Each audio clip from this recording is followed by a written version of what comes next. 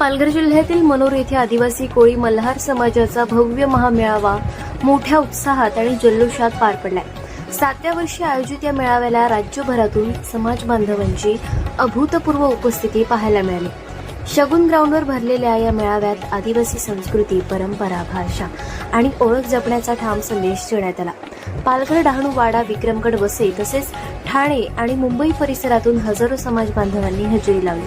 या मेळाव्याला आमदार विलास तरे, माजी आमदार अविनाश सुतार, माजी आमदार राजेश पाटील, संघटनेचे अध्यक्ष विलास बेलकर यांच्यासह संघटनेचे पदाधिकारी आणि विविध क्षेत्रातील मान्यवर मोठ्या संख्येने उपस्थित होते.